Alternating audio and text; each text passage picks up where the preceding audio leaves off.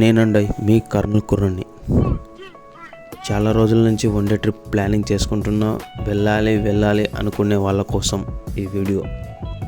నీ కోసం, నీలాగా ఆలోచించే వ్యక్తుల కోసం, నీ ఫ్యామిలీ కోసం, నీ ఫ్రెండ్స్ కోసం. నచ్చితే వీడియో చూడు, వీలైతే షేర్ చేయి. ఇంకా బాగుంటే నా వీడియోని కీప్ చేయకుండా చూడు. ఎందుకంటే చాలామంది వన్ డే ట్రిప్ అనుకుంటున్నారు. వన్ డేలో ఎక్కడికి వెళ్ళలేక అలానే ఇంటికాడే నిలబడిపోయినారు. వన్ డే ట్రిప్ ఎలా వేయాలనుకుంటున్నారా? కర్నూలు నుంచి మనమైతే నెల్లూరుకి వెళ్ళాలండి. ఇక్కడ నుంచి నైట్ జర్నీ అంటే సూపర్గా ఉంటుంది నెల్లూరుకి. డే టైంలో ఎక్కువ బస్సులు లేవు, నైట్ టైమే ఉన్నాయి.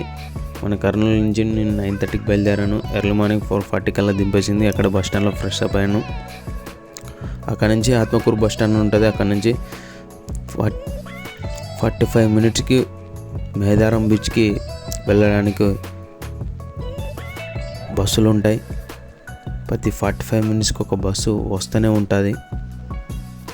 ఇక్కడ మనం చూడాల్సింది ఏదంటే, ఫస్ట్ మనం ఎంజాయ్ చేయడానికి బీచ్ ఉంది. భక్తి పరవశం తొక్కడానికి ద్వారదశి జ్యోతిర్లింగాల క్షేత్రం, అద్భుతమైన క్షేత్రం ఉండేది. దేశంలో ఎన్ని జ్యోతిర్లింగాలు ఉన్నావో ఇక్కడ ప్రదర్శించడం, మన కోసం కట్టడం, మన కోసం వాళ్ళు తీర్చిదిద్దిన విధానం మామూలుగా లేదండి. ఇక్కడున్న ప్రతి ఒక్క గుడికి అటాచ్మెంట్ లేకుండా కట్టారండి. అద్భుతమైన జ్యోతిర్లింగాల కట్టడం అండి ఇక్కడ. ఇదైతే ఎంట్రన్స్.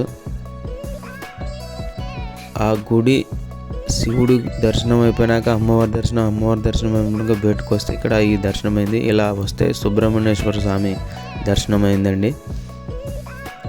చూడండి, ఇది మామూలు విషయం కాదు. ఇక్కడ జ్యోతిర్లింగాలు ఇలా కట్టే, ఇలా ఎలాంటి ఎంట్రీ టికెట్ లేకుండా ఇక్కడ ఫ్రీనే. మనకు బోల్డ్ అంత ఖర్చు అవుతుందేమో అని అనుకునే వాళ్ళకి నేను చెప్తున్నా, జస్ట్ 2000లో సరిపోతుందండి వన్ డే ట్రిప్. సింగిల్కి అయితే 2000లో అద్భుతమైన ప్లేసులు చూడవచ్చు. ఇక్కడ అలానే అడవిలో ఒక పార్క్ కూడా ఇక్కడ నిర్మించడం జరిగింది నెల్లూరు నగరంలో. సూపర్ అంటే సూపర్ అండి.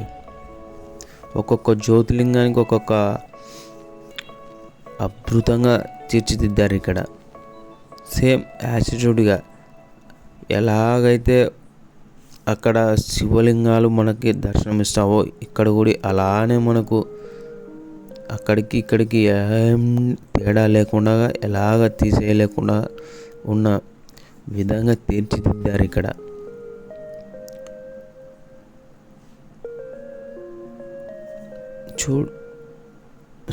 చూస్తూ ఉంటే నాకు ఎందుకురా ఇంత లేటుగా వచ్చాను ఇక్కడికి అనిపించింది.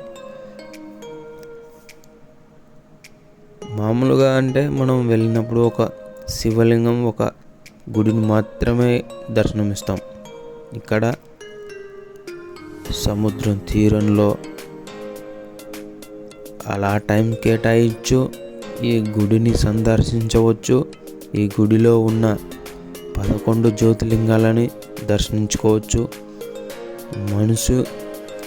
మనిషికి మధ్య ఉన్న ప్రేమ అనురాగాలను పెంచుకోవచ్చు. ఇక్కడ చాలా అద్భుతంగా ఉంటుంది ఈ గుడి. మల్లికార్జున స్వామి, శ్రీశైలం, ఆంధ్రప్రదేశ్ ఎలాగా ఉందో అక్కడ శివలింగం ఇక్కడ కూడా అలానే తీర్చిదిద్దారు. సోమనాథ్ గుజరాత్లో కూడా సేమ్ యాటిట్యూడ్గా ఇలానే ఉంటుంది. మనకు జ్యోతిర్లింగం కనిపించేది అలానే ఇక్కడ కూడా తీర్చిదిద్దారు. గోకర్ణం, కర్ణాటక రాష్ట్రంలో ఉన్న గోకర్ణ స్వామి కూడా ఇలానే ఉంటారు.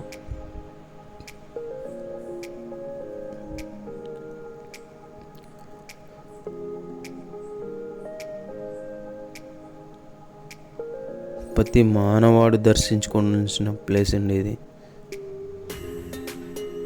జ్యోతిర్లింగాలు అద్భుతంగా తీర్చిదిద్దిన క్షేత్రంగా ఇది ప్రసిద్ధి చెందింది. కానీ ఇక్కడ చాలామంది తెలియక చాలా ఇబ్బందులు పడుతూ వెళ్తున్నారు. చాలామంది బీచ్కి అయితే వస్తున్నారు. ఇక్కడ శివుణ్ణి మట్టు దర్శనం చేసుకోవడంలే,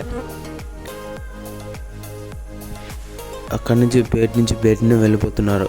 ఇక్కడ ఇన్ని జ్యోతిర్లింగాల గుళ్ళను తీర్చిదిద్దారనేది చాలామందికి తెలియదు. చాలామంది బీచ్కి అయితే వెళ్ళామనే విధంగానే ఉన్నారు. ఇక్కడ గుడి అయితే ఉంది, కానీ ఈ గుడిని డెవలప్మెంట్ చేయడంలే, వెలుగులోకి రాకుండా నిలబడిపోయిందండి. ఇలాంటి గుళ్ళని మీరు దర్శనమిస్తే ఇంకా వెలుగులోకి వస్తుంది. చాలామంది భక్తులైతే సముద్రానికే సందడి చేయడానికి వస్తున్నారు. ఇక్కడ ఒక గుడి ఉందనేది తెలియదు. ఈ పెత్తారిపోతే ఈ గుడిని సందర్శించండి. అలా మెట్లపైన నుంచి కూర్చొని కూడా ఆ సముద్రాన్ని వీక్షించవచ్చు. 2 ఎంట్రీస్లు ఉంటాయి. ఒక మెయిన్ ఎంట్రీ, అక్కడి నుంచి రెండో ఎంట్రీ ఇక్కడి నుంచి సముద్రం నుంచి కూడా రావచ్చు. ఇట్లా డైరెక్ట్గా చూడండి, కనిపించేదే మనకు ఆ సముద్రం.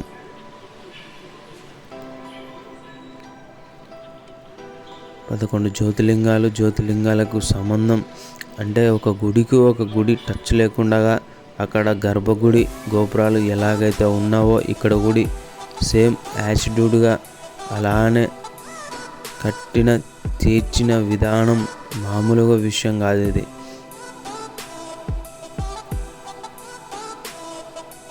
అక్కడ ఎలాగైతే నిర్మించారో అప్పట్లో ఆ గుళ్ళను, ఇప్పట్లో ఈ గుళ్ళను ఇలా నిర్మించారు. ఈ గుళ్ళ గల్ల ఒక పెద్ద నంది నా వెనకాల ఉంది కదా, ఆ నంది. చిన్న చిన్న నందులు కూడా పెట్టారు కదా, చూశారు కదా ఇందాక మీరు. ఈ గుడి ప్రాంగణంలో ఎంత పెద్ద ప్లేస్ ఉందో చూడండి. పిల్లలు ఆడుకోవడానికి గుడి చాలా పెద్దగా ఉంది ప్లేస్. ఇక్కడ మనం కూడా ఇంకా అలా బీచ్ని సందర్శించాలనుకుంటే అలా ముందుకు వెళ్ళొచ్చు. ఇక్కడ అద్భుతంగా తీర్చిదిద్దిన కట్టడాలను కూడా చాలా బాగున్నాయి. మీరు కూడా వన్డే ట్రిప్ వేస్తున్నట్టయితే తప్పకుండా నెల్లూరు నగరానికి వెళ్ళి, నెల్లూరు నుంచి ఆత్మకూరు బస్ స్టాండ్కి వెళ్ళి అక్కడి నుంచి ఈ మైదారం బీచ్కి వచ్చి సముద్రం తీరాన్ని సరదాగా అలా తిరిగి దాని తర్వాత ఇలా గుడిని సందర్శిస్తారని నేను నా మనస్ఫూర్తిగా కోరుకుంటూ, నేను మీ మూలాలబి. ఒక మనిషికి 2000 ఉంటే చాలండి, వన్డే ట్రిప్ గ్రాండ్ సక్సెస్ చేయొచ్చు. ఇక్కడ ఉన్న ప్లేస్మెంట్ కానీ, ఇక్కడ వచ్చి వెళ్ళిపోయే భక్తులు కానీ చాలా అద్భుతంగా హ్యాపీగా ఫీల్ అయిపోయి వెళ్ళిపోతుంటారు. ఇక్కడి నుంచి జస్ట్ 2000 రూపీస్ ఉంటే మనం ఇలాంటి అందమైన లొకేషన్లు, ఇలా నా వెనకాల కనిపించే సముద్రాన్ని కూడా దర్శించవచ్చు. ఎన్ని సముద్రాలు తిరిగినా ఇలాంటి సముద్రం దొరకడం చాలా గొప్ప అదృష్టం. మనం కూడా చాలా పుణ్యక్షేత్రాలకి చాలా సముద్రాలకు వెళ్తుంటాం. ఒకటైతే ఎన్ని జ్యోతిర్లింగాలు, ఇంత పెద్ద సముద్రం దొరకాలంటే కష్టం. వన్డే ట్రిప్ గ్రాండ్ సక్సెస్ చేయండి. గ్రాండ్గా వెళ్ళి ఎంజాయ్ చేసి అతలాకుతలమైన మీ హృదయాల్ని మంచి మనసుతో తిరిగి రావాలని ఆశిస్తూ, నేను మీ క్షేమం కోరుకునే మీ మూలాలబి. నా ఛానల్ ఇలాగే సపోర్ట్ చేస్తారని మనస్ఫూర్తిగా కోరుకుంటున్నాను.